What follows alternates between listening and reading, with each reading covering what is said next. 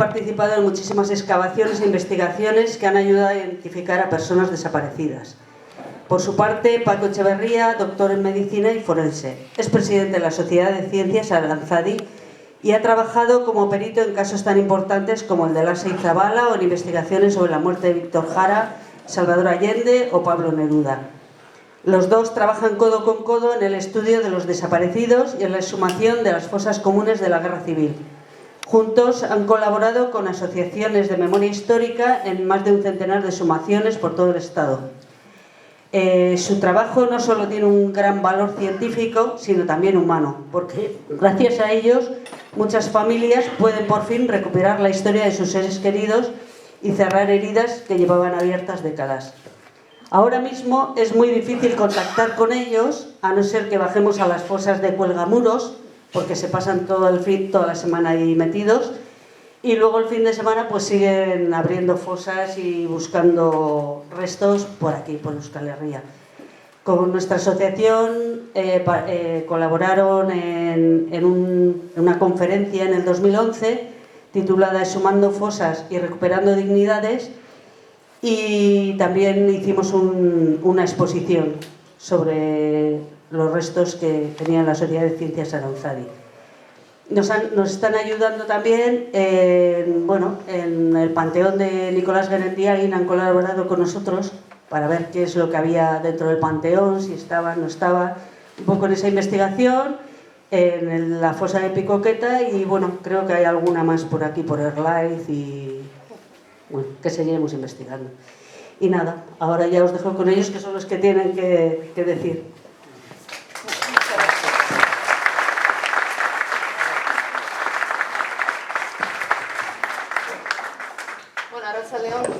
Bueno, Paco tabio que hitz egingo dugu, se oye, ¿no? Perfecto. Hitz egingo dugu bi oroimen motataz. Lehenengoa, historikoa, eta gero berak egingo du gaur ingurukoa, gaur egungokoa. Vamos a hablar los dos de memoria. Yo particularmente hablaré de memoria histórica y Paco hablará posteriormente de memoria reciente. Hay muchas conexiones entre las dos. En la memoria histórica, todos sabéis que todo el proceso de recuperación de las fosas empezó en el año 2000, concretamente en octubre del año 2000, cuando en el pueblo de Priaranza del Bierzo, en León, la provincia de León, se recuperaron por primera vez los restos de 13 personas que habían sido asesinadas, y en ese momento por primera vez se aplicó la metodología arqueológica y antropológica para el estudio científico de lo que era una fosa.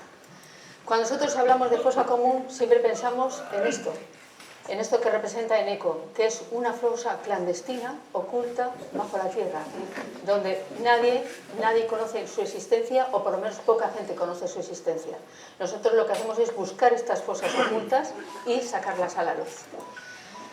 En el año 2011 se publicó este mapa, y en este mapa se ve la densidad de fosas que había en ese momento, en el año 2011, en el Estado español. Esa densidad ya veis que es muy importante, porque los puntos rojos significaban las fosas conocidas, los puntos verdes eran las fosas que estaban para explorar. Esta misma semana Radio Televisión Española ha publicado las 6.000 fosas que hay en el Estado, y podéis cotejarlo y comprobarlo en todo momento en Internet. Si entráis podéis puntear cada una de las fosas que hay en el Estado y ver su estado, si están exhumadas, si no, cuántas personas se recuperaron o cómo están. Por lo tanto, os aconsejo que un día paséis el rato visualizándolo. Bueno, todo empieza con la Guerra Civil. Una guerra civil que, como todos sabéis, empezó en 1936 y acabó teóricamente en 1939, pero no es verdad. La posguerra también fue periodo de represión, por lo tanto no podemos circunscribirnos solamente a esos 3 años, sino hay que hablar de un periodo más amplio que llegará al franquismo, y ahí conectaremos luego con la memoria reciente. Cuando se produjo el pronunciamiento y el golpe de Estado el 17-18 de julio de 1936, los que fueron los directores del golpe de Estado hablaban siempre de que había que ejercer la represión, que había que limpiar la retaguardia. Quedaros con ese enunciamiento, porque yo creo que es perfectamente ilustrativo de lo que ocurrió, particularmente los primeros meses después del pronunciamiento militar. En los meses de julio, agosto, septiembre y octubre de 1936 es cuando se produjo el mayor número de asesinatos y de ejecuciones en todo el Estado. Es lo que todo el mundo denomina ya, los historiadores denominan el terror caliente. Bueno, pues a ese periodo es al que se circunscriben muchas de las cosas que hemos analizado. Se cree que entre 110.000 y 150.000 personas murieron en esa represión. De esas 150.000 personas, posiblemente nunca vamos a recuperarlas a todas, eso es evidente. Ahora mismo estamos en el orden de 18.000 personas recuperadas entre todos los equipos en todo el Estado. Quizás lleguemos a 10.000 más y estos serán todos que quizás vayamos a recuperar. Pero son ilustrativos de lo que ocurrió. Es decir, no todo el mundo va a poder ser recuperado, pero cada uno de ellos simboliza a otros muchos que no vamos a recuperar. Todo comienza con una foto que conocéis, que ocurrió cerca de aquí, en Ventas. Muchos requetés llegaban a las casas y iban a detener a las personas que vivían allí. En este caso ya veis cómo esta mujer, intentando salvar a su hijo y que no le pase nada, saca una camisa blanca en son de paz, para decir que a ella no le pase nada, que ellos que no son enemigos, ¿no? Bueno, esta foto es muy importante porque indica cómo ocurrieron los hechos. La detención normalmente traía consigo la conducción a parajes exteriores de los pueblos y allí se producía el asesinato. Estos son 3 fotogramas de una película que hizo Mikel Aquimino, que grabó, en el que podemos ver un poco la secuencia de todos esos. No sé qué.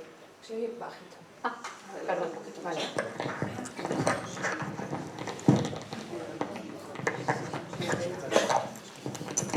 Vale. Bueno, ahora sí, vale. Bueno, entonces, los cuerpos que quedan abandonados fueron luego enterrados. Esta es una imagen posiblemente de Getafe, que apareció recientemente, en la que vemos como hay unos cadáveres en la cuneta de la carretera, del camino, y veis hay unos soldados que están obligando a unas personas a enterrarlos en el borde de la carretera. Esa es la imagen que tenemos que tener, el de los fallecidos, que son abandonados, los cadáveres son abandonados en los bordes de las carreteras y luego posteriormente son enterrados. Pero también se produjeron muertos por bombardeo. Esta es la imagen de Durango, de los cadáveres del primer bombardeo en Durango, en los cadáveres ya en el cementerio. Y es muchos de estos los que vamos a estudiar. Sean ejecuciones, como la primera foto que veis, es del cementerio de Derio, en Bilbao. Ahí veis los cadáveres contra la tapia del cementerio. Y en la otra veis a una brigada que recoge cadáveres en un camión para trasladarlos posiblemente al lugar donde van a ser enterrados.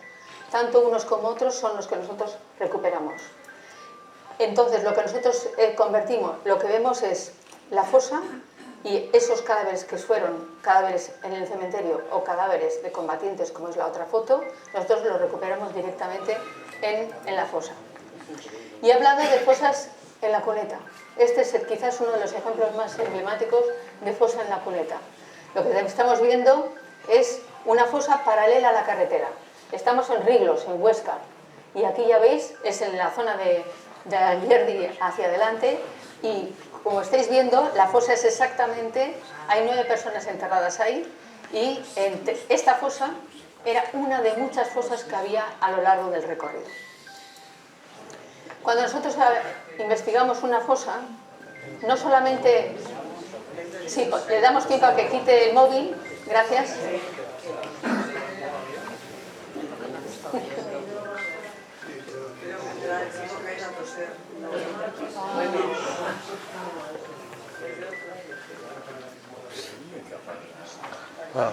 Pone el micro más cerca.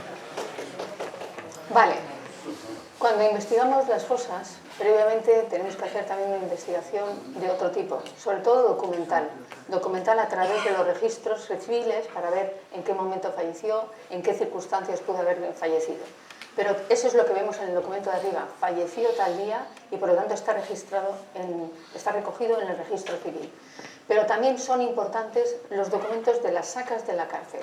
En el documento de abajo tenéis una serie de personas que aparecen en el margen, que son liberadas, puestas en libertad en la puerta de la cárcel.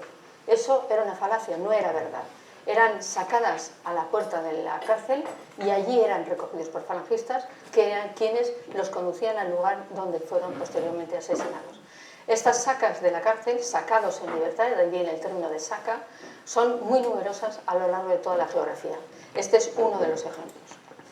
Pero es muy importante la recogida de testimonios. Al lado de las fosas y cuando estamos exhumando, es muy importante que los familiares, los vecinos, aquellos que tienen algo, que conocen algo y que pueden contarlo, vengan y nos lo digan. Porque esas informaciones son para nosotros vitales. En la foto de la derecha, de vuestra derecha, veis a Paco haciendo una entrevista a una mujer. Se llama Paulina Answain. Esta mujer que contó cómo cuando era niña estaba jugando con sus amigas, acababan de salir de la escuela y vieron que había mucho ruido, mucho barullo en el pueblo. Muchos camiones, guardia civil y soldados. Entonces se acercaron curiosas para ver lo que estaba ocurriendo. Y vio ella a su padre cómo enterraba a 4 personas al lado del cementerio. No en el cementerio, sino fuera, en el exterior del cementerio. Y aquello se le quedó grabado, pero nunca lo había contado. Y cuando una vez en la televisión ve la noticia que estábamos exhumando en Navarra, porque esto es Navarra, estábamos exhumando en Navarra, le dijo, mientras comían a sus hijas, yo ya sé dónde hay una fosa. ¿No? Lo dijo casi de manera, pues como si fuera a contar a cualquier otro detalle insignificante. Y sin embargo, ella nos dio la ubicación exacta del lugar donde estaba la fosa. De esas 4 personas que recuperamos ahí, en La Rasoña, que ese es el pueblo, en La Rasoña, se han identificado dos de los presos que se fugaron de la cárcel de San Cristóbal en mayo de 1942 y que se fugaron 795 personas. De ellas mataron a 204 en la persecución. Pero son muy importantes los estudios también posteriores, sobre todo los estudios genéticos. Ahí tenéis simbolizados los 3 elementos: los documentos, todo lo que podemos encontrar y acreditar en la documentación, los testimonios y, en tercer lugar, los análisis genéticos. Cuando nosotros recuperamos los restos, es necesario que a los análisis genéticos corroboren la identidad que nosotros creemos que tienen. No me voy a entrar en explicar. Por lo tanto, hay distintas fases en los estudios que nosotros hacemos. En primer lugar, la fosa. Ese es el ámbito donde trabajamos, en la exhumación de la propia fosa. Primero localizarla y luego documentarla y exhumarla. Luego viene la retirada de los restos, de los restos óseos al laboratorio. Y cuando los llevamos al laboratorio, allí les hacemos el análisis propiamente antropológico. Es decir, determinamos, estimamos la edad, el sexo, las características patológicas, si alguno tenía, alguno podía tener un trauma previo y por lo tanto determinar ese tipo de detalles. Y también la causa de muerte, es decir, cómo fue asesinado. Si fue con un disparo en el cuerpo, en el cráneo, si fueron 1 o varios disparos. Y también en el laboratorio se hace la toma de muestras para llevarlas al laboratorio de genética. Los análisis genéticos permiten, por lo tanto, ya la identificación. La identificación sin ninguna duda. Y por lo tanto, esa identificación nos va a permitir entregar los restos a los familiares de la persona que buscaron. Todo ese proceso lo vamos a resumir en varias imágenes. La búsqueda a veces es muy complicada porque tenemos que tener muchas veces un testimonio, una información veraz de dónde puede localizarse la fosa. En la foto de arriba es un árbol donde se ve una cruz grabada, ¿la veis? Esa cruz grabada es la que nos indicó el lugar más o menos donde se encontraba la fosa. Y la fosa es justamente en lo que ya hemos vaciado en la parte posterior, lo veis, ¿no? Bueno, pues la cruz fue la señal que nos indicó más o menos dónde se encontraba la fosa. Otras veces no, los familiares se han preocupado de preservar el recuerdo del lugar donde están enterrados y lo que hacen es simbolizar en el monte como si fueran tumbas de un cementerio, que es lo que estáis viendo en la foto del lado. O construyen un túmulo con tierra, van acumulando tierra sobre la fosa para recordarla. Cuando nosotros exhumamos, normalmente excavamos con una excavadora y podemos retirar la tierra.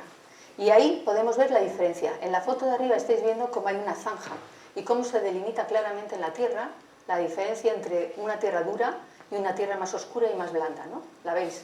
Es la que nos está indicando exactamente dónde está la fosa.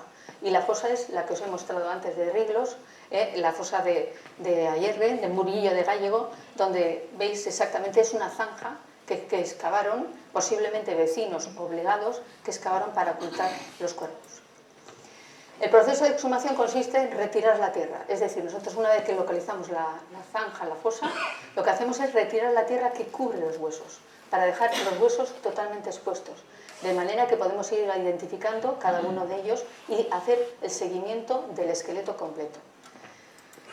Así tenemos la fosa, en la que en este caso hay 3 individuos enterrados, y luego tenemos la documentación, que es muy importante. Recogemos en un croquis, en un dibujo, cómo están dispuestos los individuos, qué elementos y objetos aparecen junto a ellos. Por ejemplo, uno de ellos tenía una cremallera, pues dibujamos la cremallera en el lugar donde fue recuperada.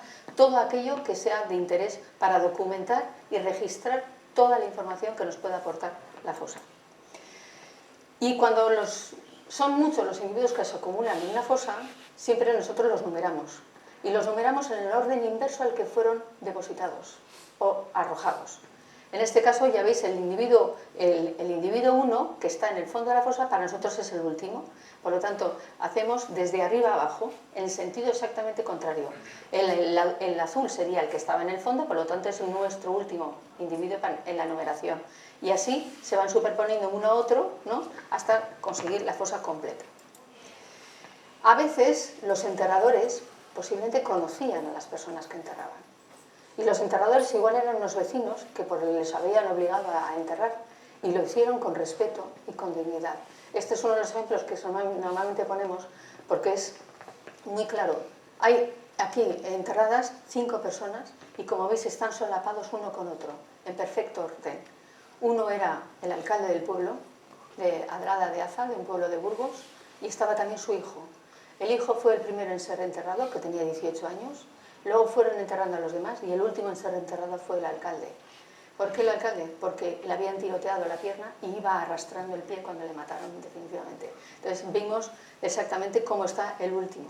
Esas imágenes son muy elocuentes. Otras veces las fosas son una cosa muy pequeña. Se nota que hay precipitación, que hay miedo cuando están cavando la fosa. Esta es una fosa en Álava, en el puerto. Posiblemente algunos vecinos encontraron los cadáveres justamente en la cuneta de la carretera y se vieron obligados a enterrarlos, pero posiblemente ellos tenían tanto miedo que hicieron un hoyo, improvisaron un hoyo y metieron casi forzadamente los 3 cadáveres, de manera que el cuerpo de la mujer, una de ellas es una mujer, la de amarillo es una mujer, la mujer quedó en la parte superior casi aflorando en superficie. Y a veces los enterramientos no son tal.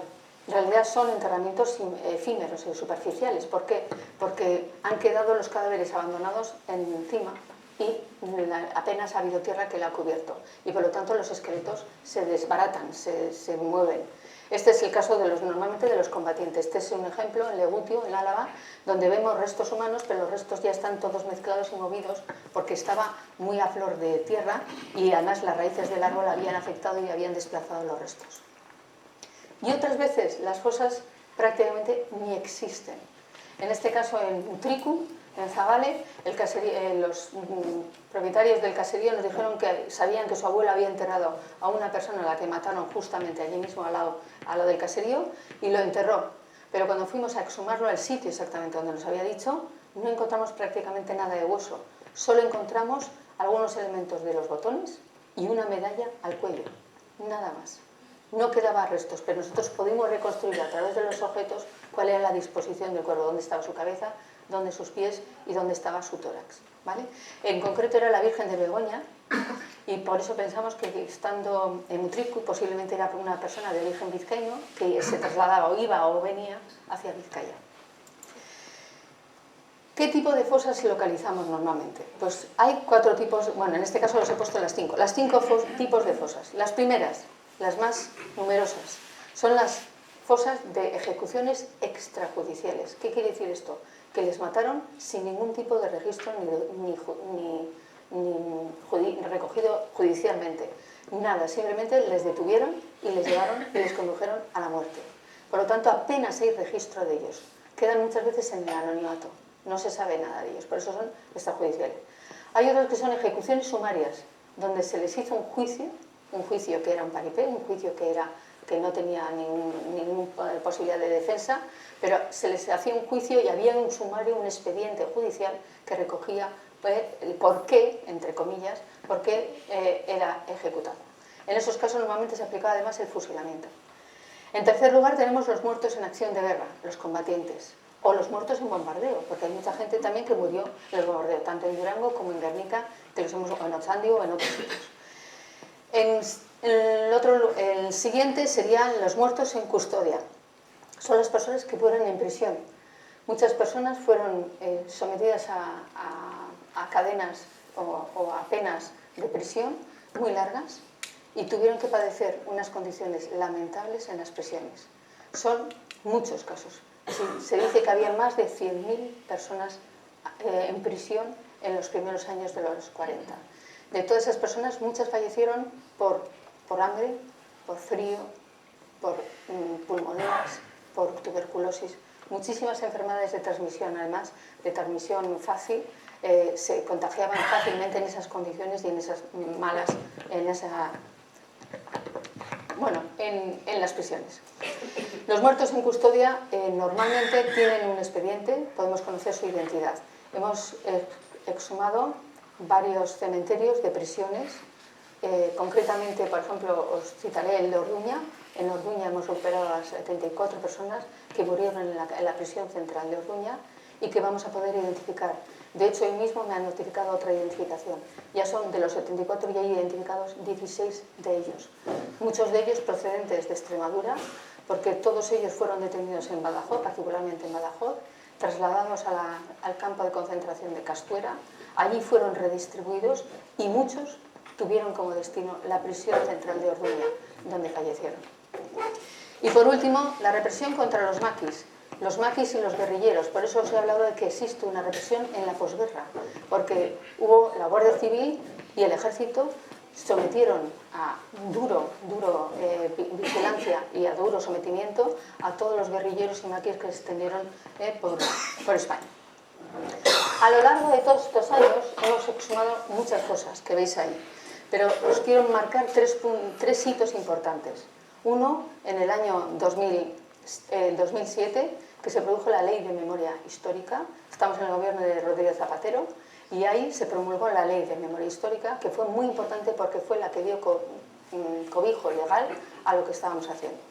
En el 2011 se publicó el protocolo de exhumaciones, la metodología que había que aplicar para exhumar los restos. Y posteriormente, ahora lo veremos, se produjo un vacío, que no te diré por qué, y el último hito importante sería en el año 2022, el 20 de noviembre del año 2022, cuando se promulgó la Ley de Memoria Democrática, que es la que está vigente en la actualidad. Si veis la evolución de la exhumación de las fosas, claramente hay un importante ascenso a partir del gobierno de Rodríguez Zapatero. Estamos en 2007 en adelante, un ascenso importante, que cae en picado cuando entra en el gobierno Mariano Rajoy. Se nota perfectamente, hay una caída. A partir de ese momento, Mariano Rajoy además claramente dijo que no iba a apoyar el proceso de recuperación de memoria histórica ni las exhumaciones, y lo hizo.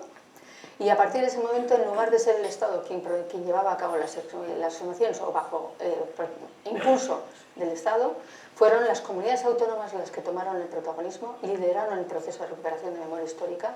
Y en ese momento, pues, Euskadi desde antes, o Navarra desde antes, pero otras comunidades empezaron a tomar en serio y a hacer propio la recuperación y la exhumación de fosas.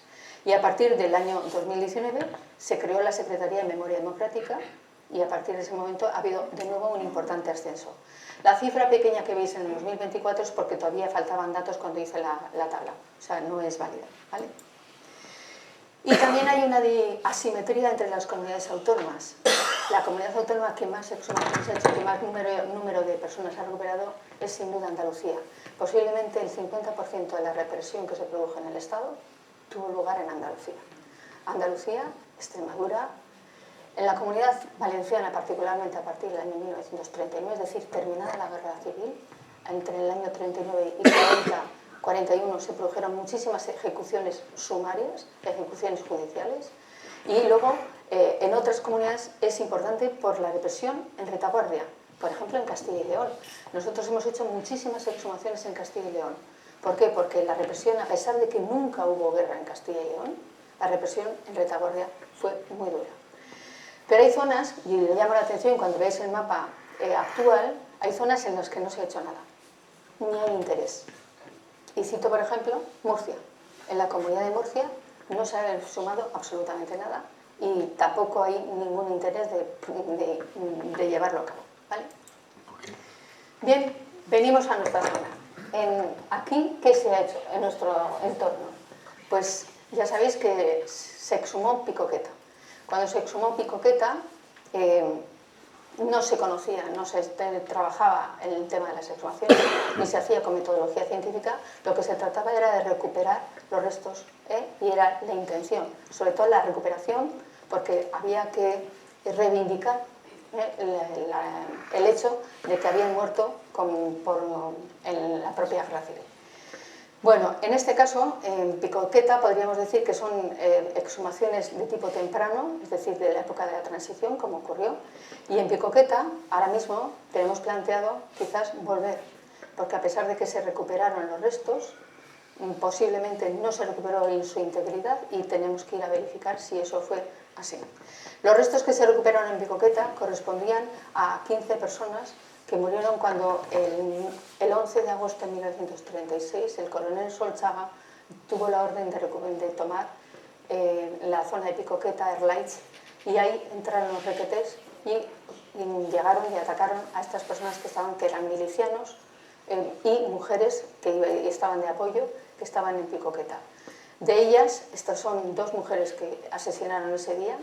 Se trata de Merche López y Pilar Valles, que tenían 16 y 17 años respectivamente, y otras 14 personas. Todas ellas, todos los restos fueron enterrados en el panteón del cementerio, y ahí está el nombre de todos ellos, por edad.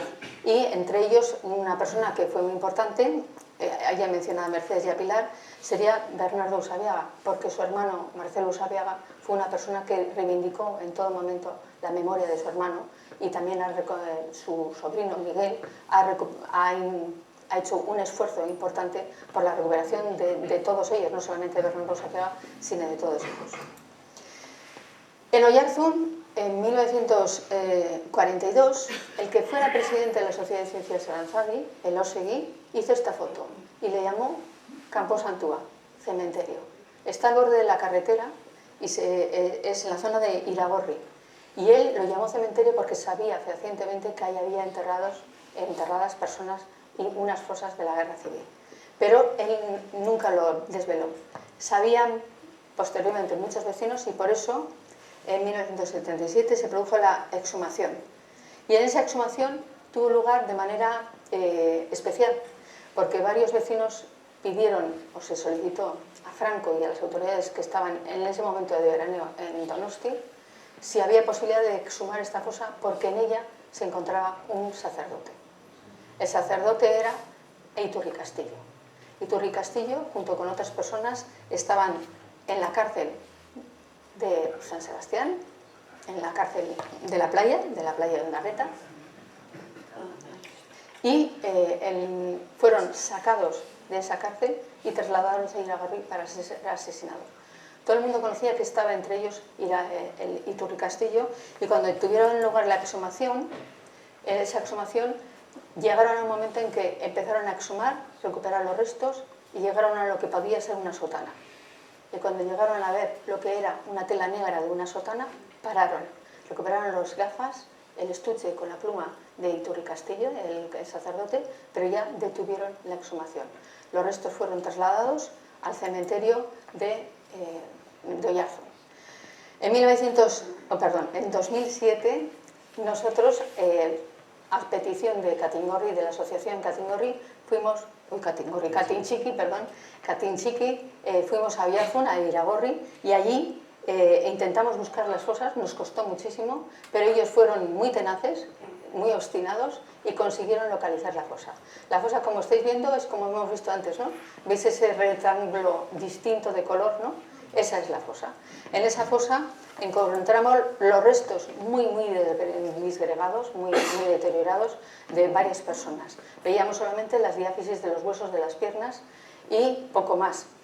Varias boinas y varios elementos. Esto es lo que recuperamos en Iragorri, en una de las dos fosas, porque hay dos fosas, pero nos claramente daban credibilidad a lo que habíamos visto, es decir, que aquella exhumación que se produjo años antes no había sido completa.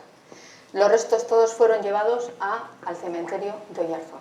Esta es una imagen reconstruida de lo que vimos, las dos boinas, la dentadura, había una dentadura postiza y varios elementos para intentar reconstruir cómo estaban estas personas. En este caso, los restos estaban tan disgregados, tan en mal estado, que ha sido imposible obtener de ellos un perfil genético y por lo tanto no hemos podido identificarlos. Como os he dicho, todos los restos fueron trasladados al cementerio de Oyarzún, a este lugar. Si no lo habéis visto, merece la pena una visita. Es un monumento que hizo el arquitecto Peña Ganchegui, que simboliza, es la cripta donde fueron a enterrar todos los restos, y simboliza un frontón, la pared de un frontón. Pero esa pared de un frontón que está abierta,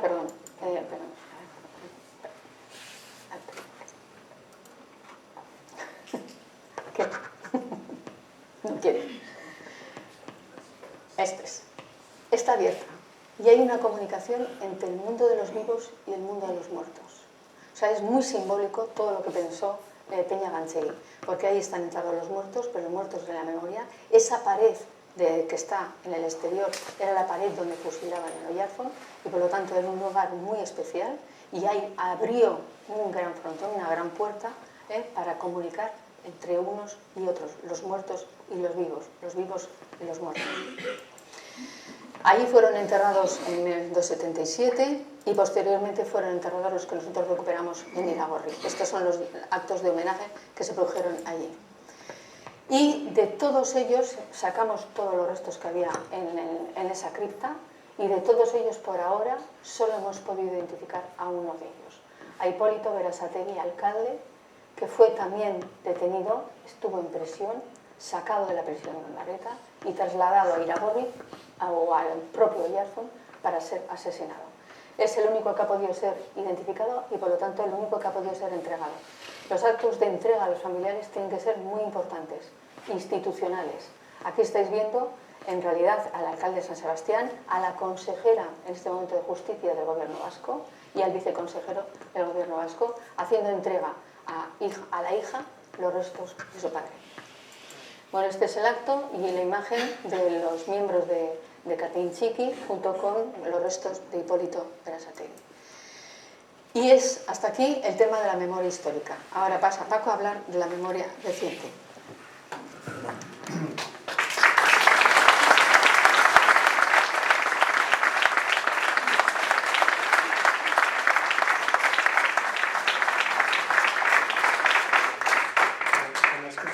¿Se me escucha? Un poco más cerca. Jesús. ¿Se me oye ahí mejor? Sí. Va. Bueno, entonces, hay que explicar lo siguiente. El Parlamento Vasco decidió crear el Instituto para la Memoria, los Derechos Humanos y la Convivencia, Gogora. No hubo unanimidad por parte de todos los partidos políticos, pero bueno, salió adelante y desde entonces, así como existe Emakunde, que todos sabemos lo que es, que tiene una dedicación específica para cuestiones que tienen que ver con la mujer, las igualdades en esa materia y todo lo demás que hace Emakunde, pues también afortunadamente en la Comunidad Autónoma del País Vasco tenemos el Instituto Gogora. Y Gogora está para estas cosas que ha explicado Lourdes y para más, como es la memoria reciente. Se decidió que la memoria histórica es todo lo que habría ocurrido entre nosotros entre la Guerra Civil Española y el año 1975, en que muere Franco. Ahora estamos conmemorando precisamente su muerte. Y la memoria reciente iría desde el año 60, en que empezaron una serie de problemas relevantes, hasta prácticamente la actualidad, 2015, 2016. Así que se solapan estos tiempos de memoria histórica y memoria reciente. Pero lo digo porque los programas que hay de intervención, de investigación, de apoyo, diferencian estos dos espacios y precisamente yo ahora me voy a poner a hablar de lo que estamos investigando también en memoria reciente.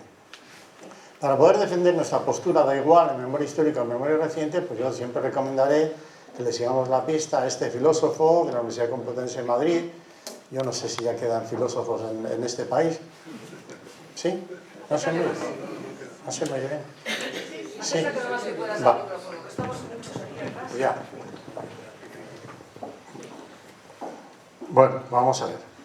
Quiero decir que Manuel Reyes Mate es un filósofo muy interesante al que habría que seguir la pista, porque ya parece que no quedan filósofos que nos puedan influir en algunas cuestiones. De hecho, no aparecen en los debates políticos ni en las cosas que uno ve en la política diaria. Ya parece que no hay intelectuales en este país que en un momento determinado pueden decir 4 cosas a propósito también de lo que estamos viendo, sobre todo hablando de involución, que es lo que tenemos delante de las narices, ¿no? Bueno, Manuel Reyes Mates dice lo siguiente: si existen víctimas, da igual de memoria histórica o de memoria reciente, si existen víctimas que reconocemos víctimas, estamos rodeados de víctimas, en Irún conocéis a víctimas, todos sabemos quiénes han sido víctimas a nuestro alrededor, tenemos amigos víctimas, vecinos víctimas, etcétera, alumnos víctimas, profesores víctimas, en fin. Si existen víctimas, las víctimas tienen derechos.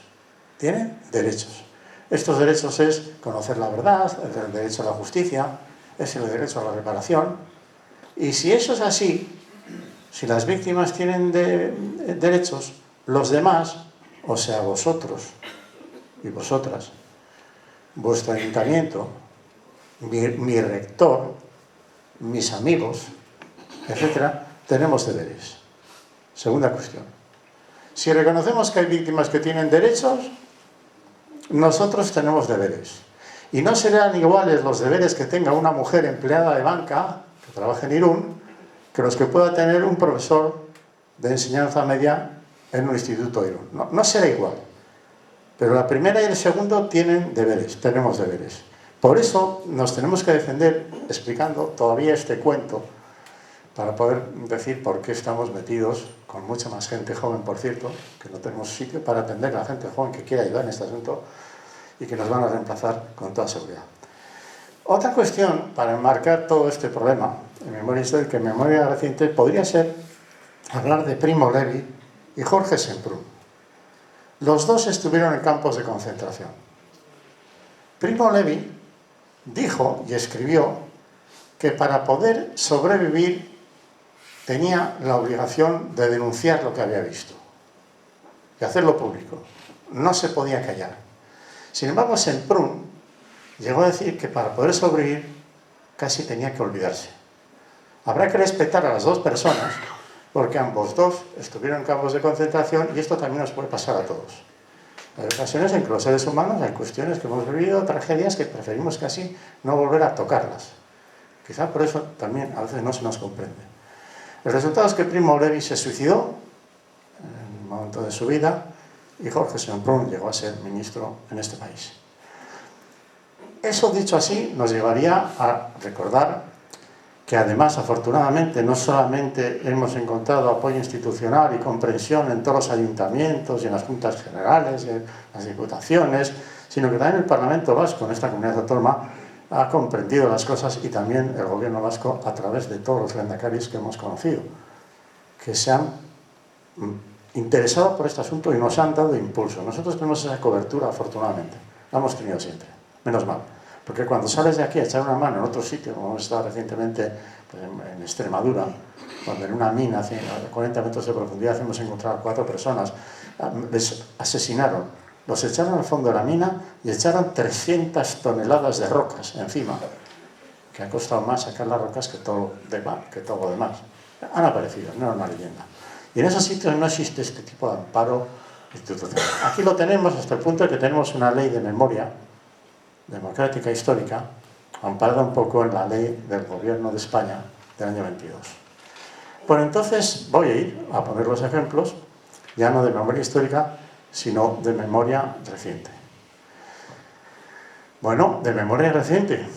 ¿Sabéis que se puede encontrar en la web, aunque ya no, porque alguien decidió hace un año del gobierno vasco, con responsabilidad alta, retirar todos los retratos, llamados así, retratos municipales de vulneraciones de los derechos a la vida en el caso vasco?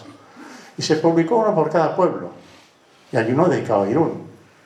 Y aquí de lo que se habla es lo que ha pasado en Irún con resultado de muerte entre el año 60 y prácticamente la actualidad. Y esto se hizo y se publicó el año 2016. Luego ha habido que actualizar algunos de los ejemplos, porque del 16 ahora también han ocurrido otras cosas, o ha habido resoluciones judiciales que han acreditado algo que ahí se comentaba pendientes de una investigación con mayor profundidad. Pero que no se nos olvide esto, porque entonces este documento habla así: vulneraciones del derecho a la vida causadas por ETA y ETA militar, bueno, ETA militar. 2. Vulneraciones del derecho a la vida causadas por el Batallón Vasco Español. Estoy hablando de Irún. No, ya no hablo de mi pueblo. 3.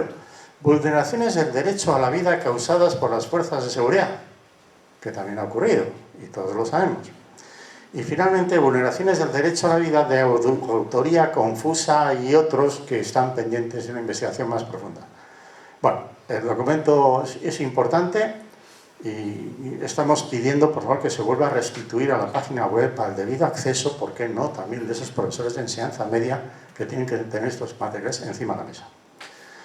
Dicho eso, si presento esta imagen, puedo quedar mal delante de personas que estáis aquí, pero yo creo en este esquema que no lo he hecho yo, lo hizo Arbitus. En esa línea tenemos hacia arriba todo lo que habría provocado ETA y etcétera. Y hacia abajo lo que han provocado otros y etcétera. Lo que está marcado en rojo son atentados mortales de ETA, ahora veremos cuántos han sido. Lo que está marcado con un color como marrón claro son personas a las que ETA hirió.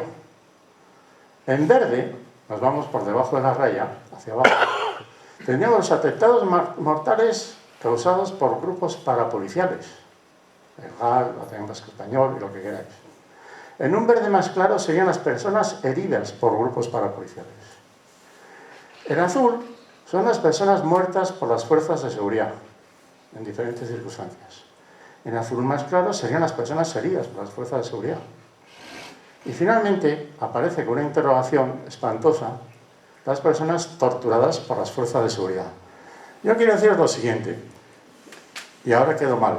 Lo que está de la raya para arriba ha sido investigado al 100%, aunque no siempre se hayan esclarecido los hechos. La investigación se hizo, con las capacidades, recursos, esfuerzo, profesionales y lo que queráis. De lo que está de la línea para abajo hay montones de cosas que están pendientes. Y por lo tanto, podemos volver a recordar los asesinatos y crímenes que se han producido en nuestro contexto, algunos de los cuales tuvieron reconocimiento institucional y quizá no tuvieron reconocimiento social, y otros, en materia de víctimas, tuvieron reconocimiento social y les falta el institucional. Y ahí estamos, en un asunto que es bastante complicado. Bueno, voy a hablar un poco de esto. Rápidamente, los asesinatos provocados por ETA son más de 800 y tienen esta distribución. Y alcanzarían hacia Irún. Yo he hecho autopsias en Irún de algún asesinato provocado por ETA, en los años 80 y tantos.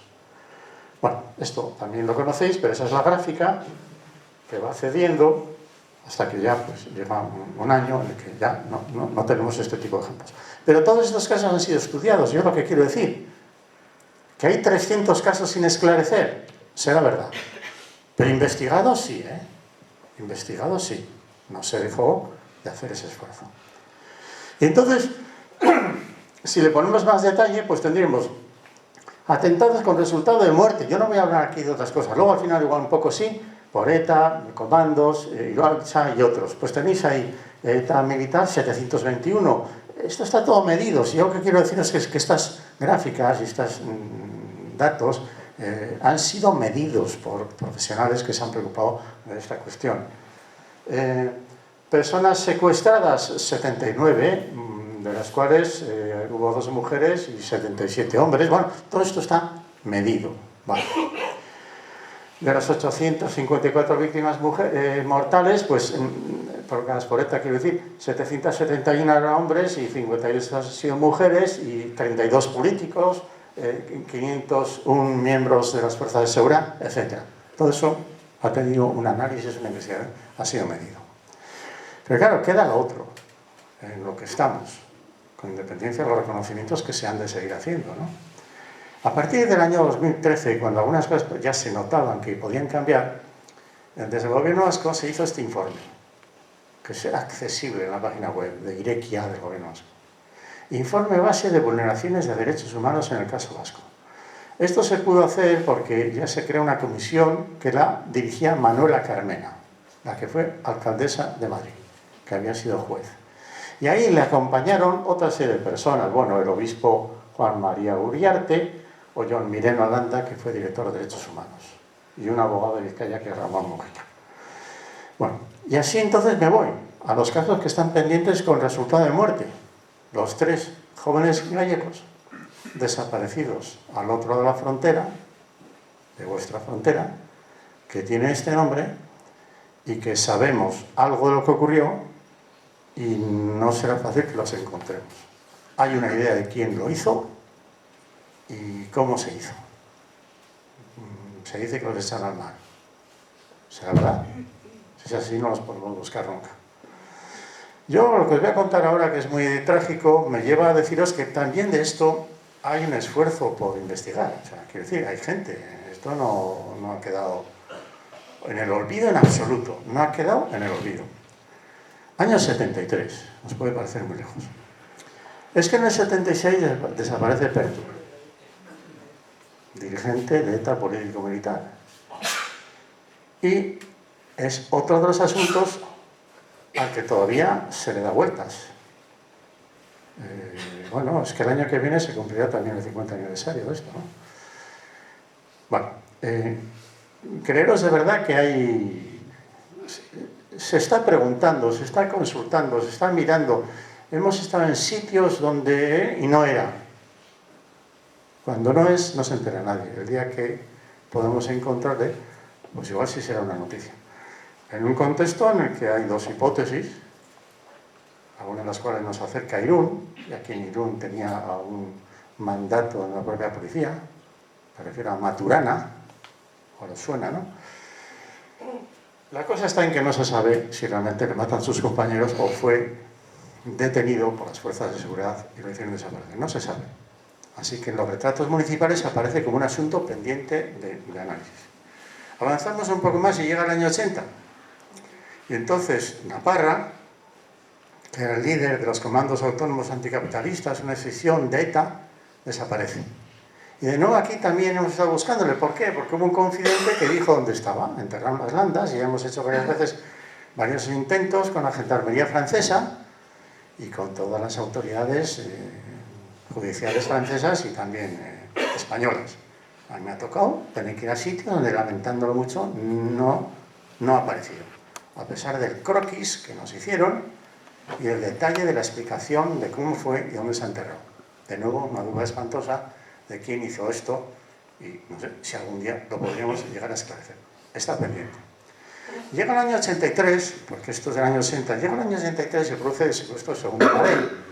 Y este sí tuvo una investigación que se aclaró completamente y sabéis que en el fondo no fue sino un error, pero a esta persona la secuestran, fijaros bien lo que tiene en la frente, aquellos trapos que tiene en la frente, porque lo vais a ver luego con otros, los encontramos muertos, asesinados, mejor dicho, y le ponen en libertad, le traen hasta Santander y lo ponen luego en libertad y se montó el lío padre. Este es el momento en el que se le pone en libertad, faltó un tris para que lo hubieran asesinado y ahí está la reivindicación de Segundo Marell.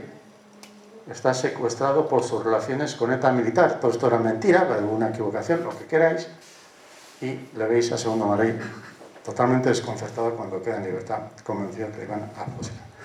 ¿Y quiénes hicieron esto y pagaron por la cuestión? Pues Amedio Domínguez. ¿Y por qué os cuento todo esto? Porque cuando a Amedio Domínguez se les preguntó, bueno, vale, ustedes han... Bueno, esto tiene que ver con que Belloc llega a ser ministro, y cuando Belloc, que había sido juez en la audiencia de Bilbao, se encuentra con una serie de cosas espantosas de lo que era el GAL, etcétera, encima de la mesa, y encima que le estaban pagando a estos dos, que ya estaban en la cárcel, pagándoles en Suiza dinero de los fondos reservados, porque dijeron estos dos, bueno, pagaremos por Segundo Marell, de acuerdo, pero nosotros tenemos estas condiciones, dentro de un tiempo que quedaremos en libertad, me van a ir pagando todos los meses tal cantidad de dinero, y cuando Belloc llega al ministerio dice, se acabó, desde que yo esté aquí no vamos a seguir pagándoles a estos dos. Y entonces empezaron a alargarse el pico. ¿Entendéis esto? Empezaron a contar cosas, muchas más cosas.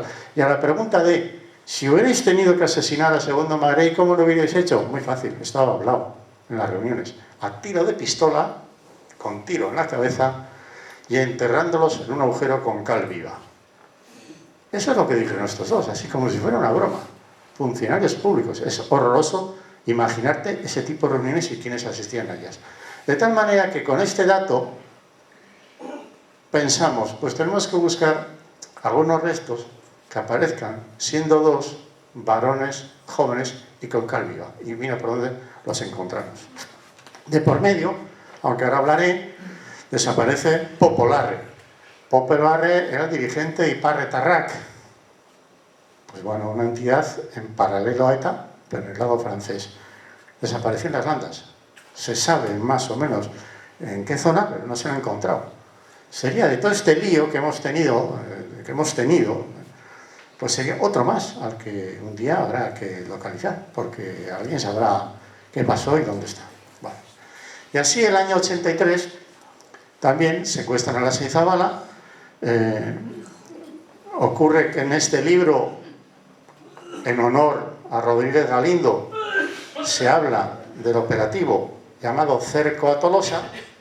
El operativo Cerco a Tolosa fue que rodearon de todas las entradas y salidas una cantidad de miembros de la Guardia Civil increíble que el Ayuntamiento protestó y registraron un montón de sitios de Tolosa con información que muchos de los detenidos, porque las detenciones fueron masivas, una redada masiva, muchos de los detenidos se dieron cuenta que lo que les estaba preguntando la Guardia Civil solamente podía ser conocido por la Seizabala, con lo cual aquí está el más ingenuo, pensó en consecuencia, la Guardia Civil es la que hizo desaparecer a la Seizabala. ¿Me entendéis esto? Ahora fíjate, todo lo que os estoy contando, a propósito del juicio al fiscal jefe, qué cosas digo, más raras, no ahora, ¿no? Son indicios, es un indicio. Pero hay evidencias, y ese es el problema que siempre tenemos. Indicios suena que parece que a mí me da, no, eso no sirve para nada, sino transformar los indicios en evidencia. Quiero deciros que la tarea de un forense consiste, en ocasiones, en transformar los indicios en evidencias. Y si hay evidencias, las pones encima de la mesa. Y si las autoridades las reconocen como válidas, entonces se convierten en prueba. El rollo en el que estamos siempre, sea el ejemplo que queráis, es ver si del indicio puedes pasar a la evidencia forense con argumentos técnicos y científicos, y si eso, quien lo tiene que escuchar, los tribunales, los jueces dicen, efectivamente, lo valido, mediante una resolución judicial, una sentencia. Total, que aquí ya estábamos convencidos, porque a medio domingo, cuando se les preguntó, ¿y qué sabéis de la Seizabala? Que eso no lo hicimos nosotros. Eso se hizo desde San Sebastián. Se hizo por los de San Sebastián, así que estaba bastante centrado el tema en que podía ser la Guardia Civil. Bueno, aquí están las madres de ambos dos y pongo esta imagen para deciros que toda la investigación salió bien gracias a un honrado policía, Jesús García, que murió en las sesiones del juicio oral, murió en directo.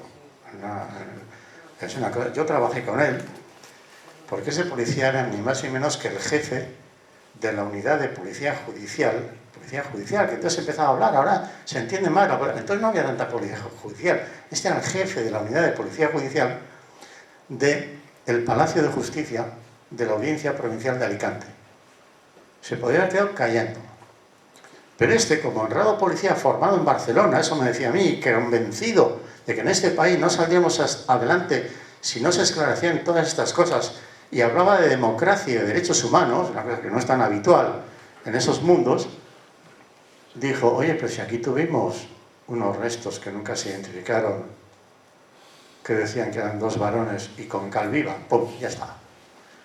Y así tuvimos la suerte, porque si este hombre se queda callando, como lo hicieron los anteriores que investigaron esta cuestión, nunca hubiéramos tenido evidencia ninguna, y no habría una sentencia que acreditase de lo que estamos hablando.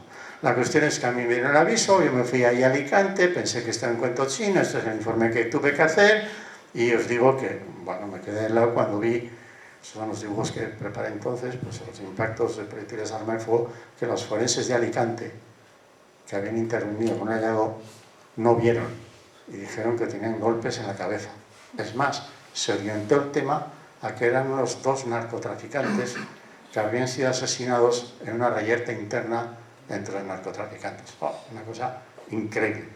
Y así coló hasta que Jesús García nos dio la pista. Bueno, estos son los cráneos y bueno, ahí aparece el impacto de proyectil de arma de fuego, igual que lo que podemos ver para la guerra civil. Da igual, en un caso, individuo 1, individuo 2, en este caso tiene 2 disparos, uno le atravesó el cuello, le provocaría una hemorragia importante en las vías respiratorias, no te mueres por eso, y le viene un segundo disparo.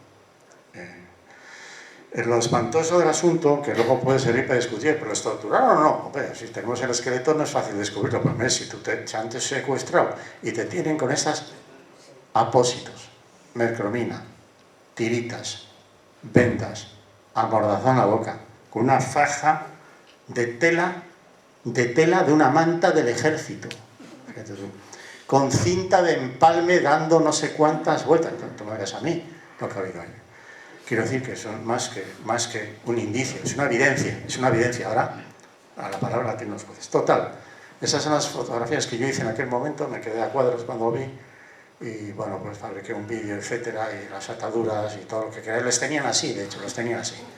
Les tenían así y además todos los hemos sabido, les tenían en el Palacio de la Cumbre. Y es decir, es lo que a mí me da rabia de todo este asunto, es que en tiempo de democracia, en este país, había un centro clandestino de detención en el Palacio de la Cumbre. Esas son palabras mayores. Lo que pueda pasar ahí dentro, imagínatelo luego. Pero un centro clandestino de detención, que no tuvo, ni Franco tuvo centros clandestinos de detención. Lo hemos tenido aquí en tiempo de democracia. Bueno, eso es un poco de la forma. Con respecto a la identificación, 2 individuos varones de 19 años, uno con barba, el pelo negro, con esa estatura, a uno le faltan los dientes molares de abajo, quitados por el dentista de Tolosa, al otro tiene una funda, ya sabíamos que eran ellos, yo así lo dije, pero se hicieron los análisis genéticos, la primera vez que se utiliza el ADN para un asunto tan delicado como este, y el Instituto Nacional de Toxicología lo confirmó todo. Bueno, simplemente para deciros también que esto del ADN, lo quería explicar Lourdes, si viven el padre y la madre del desaparecido es fácil. Pero si hablamos del año 36 y es un varón republicano que no tuvo hijos, que hay que ir a buscar a los hermanos y hermanas del desaparecido, que no vivirán, para buscar a los hijos, es decir, los sobrinos del desaparecido, las cosas se complican. Esto, si queréis luego alguien que haga una pregunta, pero yo tengo en mi ADN mitocondrial el ADN que me dio mi madre, mi padre. Los varones no transmitimos el ADN que tenemos en las mitocondrias a la siguiente generación, pero las mujeres sí. La transmiten a hijos y a hijas. Pero solamente son las hijas las que van a poder pasar a los nietos o nietas el ADN que viene de la mujer. Sin embargo, en el cromosoma Y, los varones, que no tienen las mujeres, tenemos ADN que viene de mi padre, de mi tona y lo que queráis. Y si tuviera hijos varones, el ADN de mi tona, en el cromosoma Y, pasaría a mis hijos. Quiero deciros que esto es muy complicado, pero es mucho más fácil si viven el padre y la madre, porque es como una prueba de paternidad. Cosa que se pudo hacer en el caso de la Sezabala. Bueno, aquí están las fotografías que utilizamos a propósito de la nutrición y todo lo que queráis. Bueno, se armó el lío padre, esto ya lo sabéis. Esto sirvió también para volver a la fosa. La jueza de instrucción, porque ya no se podía parar el tema con el impulso del fiscal Gordillo de la Audiencia Nacional, volvimos a la fosa, cribamos toda la tierra y mereció la pena porque apareció un casquillo del 9 largo. La munición del 9 largo es la que utilizaba la Guardia Civil y el Ejército. También ETA. Quiero decir, otro dato más para imaginarte por dónde venía el asunto. Y mereció la pena porque encontramos eso y más cosas que se habían quedado en la fosa, parecido a lo que pasó en Oyarzún, que se hizo una exhumación como se pudo en el tiempo del final de la dictadura y luego ha habido que volver, ¿no? Bueno, estas son las imágenes de aquellos días terribles por la presión que existió. Yo también era más joven, aunque me había hecho mayor de edad en aquel tiempo, y como digo, pues tuvimos hasta suerte. Aquí está Jesús García, y también el que descubrió los restos, que fue un cazador que se encontró una pierna por el monte. Si hubieran hecho el agujero más profundo, porque fabricaron el agujero, los de la Guardia Civil, ahora vamos a dar la foto de quiénes fueron, igual no los hubiéramos encontrado nunca. ¿Qué es lo que nos pasa también con fosas de la Guerra Civil? Si el enterramiento es somero, los jabalíes, los zorros y todo tipo de animales sacan los restos, atraídos por el olor de la putrefacción. Y se desajusta totalmente lo que podemos encontrar ahí. Bueno, esto pasa adelante. Aquí aparece el forense que hizo la primera autopsia. Es un milagro que estos restos no se hubieran mezclado en el osario del cementerio de Alicante, y entre ellos fue condenado alguien a quien conocéis en Irún, porque fue alcalde de esta ciudad, con 3 guardias civiles. Libraron Rafael Vera y Jorge Argote, el abogado de la Guardia Civil, libraron de milagro y condenaron solo a 3 guardias civiles, y es imposible creer que solo 3